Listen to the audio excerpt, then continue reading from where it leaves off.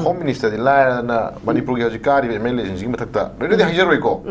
koi in personal shawa nate moi da phaning ba tawaning ba hongra hairu ba da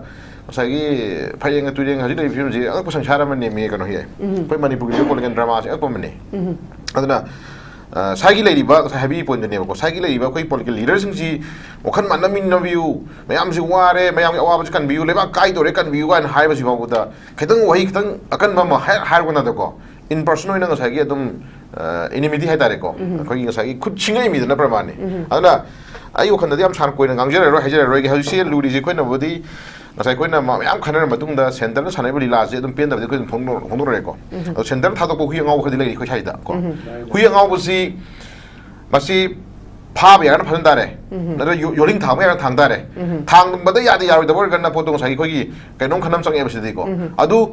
hui ngau thadok ma hui ngau du lekai khuding mi khuding bak chek ta chik chung lai ba thadori ba poto ama pu ne na delhi da khoi na sung sung law bo sna suna koi hui du na horen khoi na delhi salo law ro halakan da hui du na lekai khum pa am pha ro chi tu ja di ko aduna khoi na hajen ngi di tamo cookie ji shandagi na hui ngau thadok ba ni na masi kan bo ubi gan ko hai haji pa se masi ta sena khoi gi ba masi legally to chai ba ni ko legally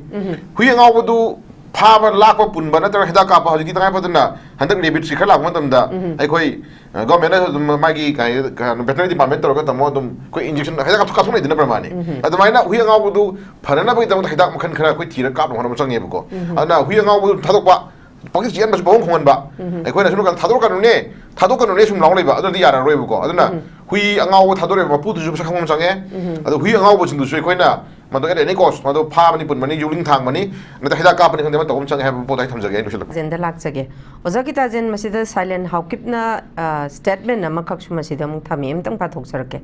In fact, President rule is a time when the state government has been put on an animated suspension. And this is the time we can move forward if we are united and allow the government to take its course of action. So this is a good time for us. So this is a good time for us. And the president rule laibasi makoi na punna unite tauragadi masida hariba makoi gi separate administration gi kano se phangani haibagi manglana makap chauna mangli ba president rule lairingai da adu pabungna president rule si lona thupna tawba yaba natte haibadi thambiri ba Adumakpu, Hairiba Sumba Indian Constitution gi Manunda Yaba Yataba Mayam lay Yabazi Kangna Matau Karamna Makoina Haiba President Rule si Lading Ashida Makogi separate administration Ama Pangba Yai Habagi achieve over Yai Habagi Manglan Mangise Ozakitazen Karimot lay Duncan. Believe when you was going to study. And I say penetration in Biliba, Tamomani. Scenario book at the Yamba Tamoham drama, the Yale Mount Stockton Catholic. Here, Massi to an area with the Tamo, Mamang Tamani in a Pantam Greco. Tamomani and Tamibadang Sagi point Mount Tamamatunda, and up Tamogi ward Tamayo with in the government of Gena Kalagati. Napusha Punta can have a problem in Yori in the Brahman. Assume by quick say, as you see, Nakasi, Equina, 6 Selen, how keep the Nang from Zekoi. Toy koi warning I show de warning I show to a toy in the areas did that saying we have one other one kind of the high with Tate. From the Moisi, PR lay no make in the Heko. Governor, no waiting a low higher getting a Pungam Jimmy. Union Home Minister and free moment who have put to Shidagi Garido Pazana Masama Ushan, Opi the Namasana, Toraga, Lamisa Piana, Tabi, Garido, is it Makala Halakani in the Perman. I think Nasib Hawada. Adugi ever come direction be did then amana adu crime creators into Nungala Koraga come up with the DC office of Paminaga, Kanakana Paminaga, and Sagadum Mogi compromise on talking with among the SP might to I come up with SP might to Iber, Lacomatum the Yao uniform Sherpa, Kulai of a Tikan Pivation door, Nungala compromise Togi. Go. Yamapolilani, they did a manamo to say. Quite a high Hargana Sigi Magi points the passenger Panico. Quick with the Namo, Conco with the Kogi, MR, IRB, Oba, whatever Magi security force, you couldn't map. My 30 the meeting of Koki to Tokimanico. Yes, I'll come SP Namaduki meeting do Kanaguma uniform set on the Yawi Roy. Maduki Yam Tagatimatu Takai and Kogi disciplinary action for Kanika and Naman High Yaw Nevo. Lucy PR layer about the Meman Tabza the Moidiko. I don't know how to leave him here. Queen Yam Kumi Ying Yabasi. A quasi Yam Pujan Joman Grey Quasi. Go. A quasi Punish Joman Grey, Tamoy and Mam Shinam, the heavy go. Yam, I should support the go. Shukai heavy issue. Yam no good way, Hedarigo. Upon Lambidu Lambini. I don't lure point this. I didn't hang the here. How's cookies and see Home Minister Mamanda, Natragana, Prime Minister Mamanda, table talk to Kumatamda. Question is Karin. Come to the Namsangibuko. Yes, Nushinazi, Hana, Kaunarazi, Konarazi, do whatever Harakan, the way Yasnava would dream of some lane. Has it cookies in the Taliban, the Master Silent Hokipna, see, say Mamanda. Kogi Ministry of Home Affairs na ko ba sagi mag so meeting phamatam da Manipur governor da ko ai kogi directive tarokre paw haira kre ko official eta di phangde ko Manipur da ko ki taliba separate administration di ai ko pba ko na te es ma lo na su ya de idan ka sunde madu ya bi late ga na ha na phoki ga na haira ki ga na ha ba se rumor oina khabar da ko to phomne phona hare ko madu paper na ko udi late madu haina bhaw buda madu leina bhaw buda ya ha jik se ke doge bo Selain hoki belum hari dina, ma sigi nogi PR manung sana te always time Manipur tugai na ba indagi manung dah ngasagi coba koi community semua konflik tu na woi bata mayam mengang hebe sih makang ngapot nama ni masih one of them haji Manipur tu irang segi men accused king mereka masuk mana ba Dr. Selain hoki bayi benipa sih masih menok quite lagi tu keras segi ko yam na koi kira ini media sekarang lagi thang ya lu bener media sekarang nomor kapu bagi wana tena instigator itu mesti part of sih logi matungnya di yam coba mas punishment form tu ya pot nama ni ba ko director mi halu na director ini pado mi halu na director ini pado masuk manufacturer mana ba ko Atau di Selain hoki si masih koi na sum yang ada umbrella body mai cookies ni umbrella body tara terke dari ko koi social group segi tungan koi apex body segi spokesperson ni na hari itu agak dia Manipur civilian hard pa civilian the gang rape tu ba angang orang lian mathak tu pusok saya segi matang da ai acung mas hadna ngangi ba masih itu agak di masih aduh ko makulai berjana pai ba kamu sungji instigator ka mana mi halu so mi kapu so mi rape tu so nato nangang boleh mathak nu hebase hai ba da job ni pa mani koi lori tu manam kai kino anu hajik lagi si Mungkin kapal lep kre, ko. Aku ina inda government aku ni yang mui ada si saya area aku na host saja ni inda government ki policy kari no. Mana kari lira sana ni habis aku yang mui ada saya area tu ko. Aku dah mui na ipa ipuga aku ki tebang miron da mang power aku matam da isu crash na pok juga mamang ada ki nogi aku ki atau apa aku ki liberalism yang pok juga mamang da sekolah ni mamang sahi lising kaya puari lera ba ipa ipuga tu umba aku ki kubam lera mana ngasih history da lek pok lera kosong ni da. Aku ina line in lasak padu umba ibu thangjing kubam kau rugi kubam jangan sih bahawa dah full security protector kan dah mioi amat tu lagi mioi amat tu kahan dah na thoni dah na thongjan dah na ngasagi tawang ngambil kalau cipi terus ko governor tahu cipi film sih next year tadi kabang ngambil na kau kau nasi gaya na kau hire film lagi ni adi maitai sing na sangi kau na betul su sang magi ting magi kan na piba senior security force na piba protection pibi dah kan dah sang na han mai yabai lambi magi obat lambi tu suyat apa ko ay tak ada selain hokim na saing area sih dah makok punang ngangai sih masih ida kau mai kari polisi lagi benar tu kau hang melai ko mani PR lain bahawa buda Union Home Minister na pergi directive amma Union Home Minister na sana be yaroi masih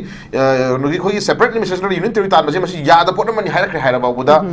PR manung sudah mana phangna khona gani phangya be lambi lai kan hayo phunje sino tak padi behind the scene inda government kai policy lai bino kari lobby lai bino mana hari bo wahi sina koi irang nem thajara peaceful oina khona jara ge khali ba maitai community sing da hena koi khoi mem chai thin bodo thok tabra ko sam koi laksari ne bako adi somna kanda Union Home Minister na nakana ni merakta peace lagna ba na sagi wari chana ba kauba ko wari chana ba ya ba su ko chatpa ko ya ba su dum pi ba ko then amuk halakan kai dawre khoi mem chai thin jina ba thin masum ko ai ta sagi area si dida inda government na yengal mieng se koi chai area si koi pen thu drive ko sam koi lai re bako aduna ye chai area si koi hajaning si yam nungai te ngan han gi khoi swami kari govinder haiber ka noma khoi govindev haiber ka no govinder haiber social correction khoi miyo yam khon yam honorable miyo yam khon su manipur thuiba issues se manipur thuiba issues si pathangram kim tang da moman har posi yam tune action lori si sigi marama maga manipur thuiba issues si matanga ani je khenai manipur thui si di community on thok poni ga na mo zum hai di bako adi khoi sai da lai ba khoi lai praja sing se khoi na sao da ben na khu father lai basi di da moi hai ba yarani na pangai hai phim oi brai basi tamo hai ni mo lai ba tamo ko terrorist ka samana na ek torba terrorist ki thodang lo na ngang ba halau ga si da मोगी लेरिबा सुंगी लेरिबा layman India की music जिना ngसागी nga le union home minister na among haiba community ani ki maga thokpa lan hai hairaga kai gidamukta fmr ka thapno kai gidamukta border fencing maru ebne thamai bino si kuchina thok drosi jo adi masima na khana bne hairaga di community mun kharam hai taraga di border fencing ki kai bai priority pb diba border fencing ji pillar number mayam ji controversy le mayam le ko controversy pillar mayam ji ngasi lotion birabra adi den थोबे issue सिंग मरता का सागी cookies नि तौरिबा थबक सिंग जे तसेंगना community अनि मत थोबना दागादी थोइबा अनि दुगी ओइबा का सागी judgement हमले हुन थुए को अचुमरा नमदी अचुमरा नो का सही अनि फारा बौदा पुथुबो नि मरम करिगी क्वेश्चन ना हंग लेरी को सागी एरिया से दिदा अखोगी लेरीबा अखोगी मैते की लेरी इपा इपुना सही लिसिंग अनि होंगी पुवारी की हिस्ट्री लेबा इपा इपुगी इखेंगदना सागी nga thamba leba ki oiba macha masuni lebe khoi se अखोगी ओइबा लिमिट अमा क्रॉस तौबा को क्रॉस तौ लेरे अदु कईगोम फिल्म खरे येंगमगी ममी मा सेंट्रल गवर्नमेंट सानाबि दिलाम ख उई को मसिगो मयाम जी उराकान दनि खोना ngasi साइलेंट हॉकिप नगा ngasi पीआर मनुंगदा को फ्री मूवमेंट जहांदबा पीआर मनुंगदा नोंगै पिखतबा पीआर मनुंग सिदा मोने नोंगै कापिंग ममंग कापा को अदु खुदम लेरे द प्रमाणि को अखोगी कोंग मरु हनबदा काप खदों माइदना अगनो एविडेंस लेता पोता देखो हाइरिसी को अदुना सुगुम्बा पीआर मनुंग मोने तौनिंग तौबो मयाम जिंगसे अखोई स्टिल दैट हजिसु तिन दैट हजिसु डॉक्टर साइलेंट हॉकिप नगा ngasi फोन पीआर मनुंग हाइरि बजे मोइना हाइबंग ngamiसे मोइना हाइबंग ngamiसी कनागुम्बा अमना को कनागुम्बा मियोय Kharna nganglo pira thamagan da thoina haina mana puram yawi aduna masi posakse center ki label leaders ngi na masi thoina manipur yeng mi ngi kai na question kai hangi eba ko duna hojik end of day ko hajin ngi sai ko project hojik khu chen watam ni ko ai ko thena driba lan ai ko thena driba ai ko na politically thena driba ko ki struggle se kuki na te ko kuki na te duna la diba indagi le policy indagi le diba magi political ngi structure magi political drama मोने थाइबा तौरिबा निराम याम जे मस्ते खोइ सा कंदना बि दमकै खोइ अपुन मगी frame lamin मतम ओय अन सेलेन हकिप नंगासी Phong हाइबा ngamizi को होय तमोइना बुदि सेनार मोनदि मरम चादे हाइबनि दुबु साइ तवन हाइबि पोन मे अरोबि हाइबदो तौगेना खनबा पोट खरा सागी तौरगेना खनबा पोट खरा द कैगुम खरा अखोगी असोनबा अखोगी वीकनेस नत्रगा अखोगी मपांगन सोबा टाइमिंग हम यें कांदा नमसन गेन खनबा दुगुम्बा ममी मा सानाबा कंगु खरा लेबुना nganglo pibuduna ngasi mana haigyauna hire paneba ko ana sugumba irang thokna ba hanjaran semi ba miji gi matakta chap chawal logi oiba dugumba excel kholo changi aduga den ekhoina su maitai sahi lising ani hum gi puari leba maitai rasu silent hokku ko myo singse parata mi matam oi haibse I thamjage. Okay, thank you very much. Okay, thank you very much. Yamna marik chumba warol kaya ama papung ne thambiri makha chathajabo ina e Oza Geetajen da lakjage Oza Geetajen nakalama romda koi papung na even Union Home Minister Amit Shah foba book tawba yabagi constitution da yauri hairi aduma pu magi mathakta book tawbigadabasi laitaba na maram oiraga khoise dum yengba tabane aduna pabungna hojik thambiriba June 18 gi double time June 36 sumai tawdana miyam gi achauba mihoma ka tangai phadana hauba si tangai phadre habage dum matam se yauri e haiba waro ju thambiri Oza Geetajen hayeng ji sahi ani phadore kuki maite ki conflict si adugi mathakta president rule su tha hum phagada ba limit kharani khapta ngai masida habri PR la kanda nena ta ba ma la kani habdu PR la kanda ahong ba mata lak trabanina khoi miyamna khan ba ko leader ama popular government ama tangai phadana leibana pharagani haidani ban ngarang na handa khoi gi MLA kungama thoina khuyek pidana koi Delhi da chatana makhoi homne represent tawdana Union Home Minister ki office taga cherol je thindana khotana tawri ko Oza Geetajen adumapu madugi nongala pada dum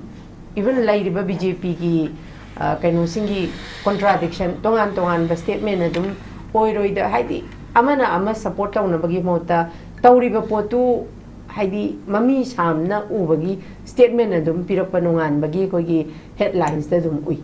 simakna di hayeng akoi tongan ba civil society organization na miyam da mikap thokna ba gyan tana ba adigi akoi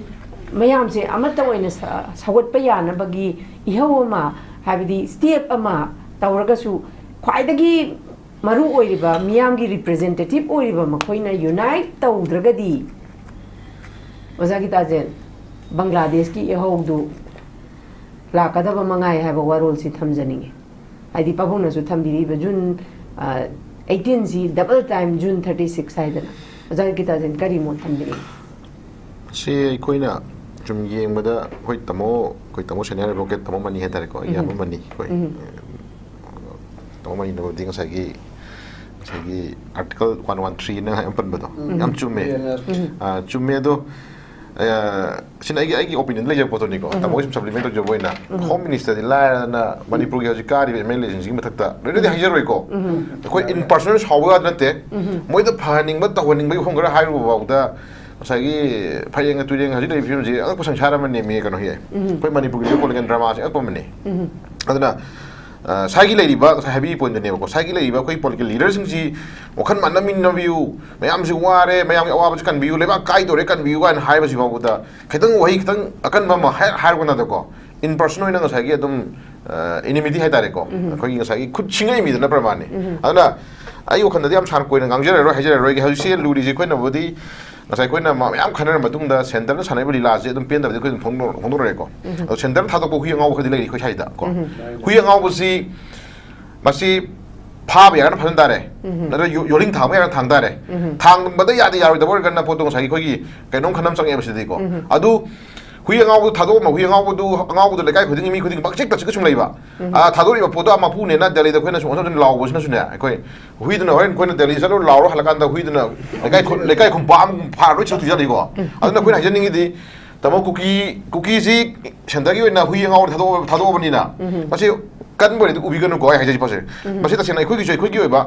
masi legally to sai ba ni ko legally hui ngau bu du pha lak pa pun ba na tar heda ka pa haji tangai pa na handak rebit sikha lak matam da ai khoi government ma gi kai veterinary department tor ka tamo dum koi injection heda ka thong dina pramani adumai na hui ngau bu pharana bai dam heda makhan khara koi thira ka hon chang ye ko ana hui ngau bu thadok ba pakis jian ba bong khon ba ai khoi na sunu ka thadok ka ne sum long lai ba adu ya ra roi bu ko aduna hui ngau bu thadore ba pu du ju sa kham chang ye adu hui ngau bu chin du sui khoi na mado ere ni kos mado pha mani pun mani yuling thang mani na ta hida ka pani khande ma to chang ha po dai tham jage no silak padu okay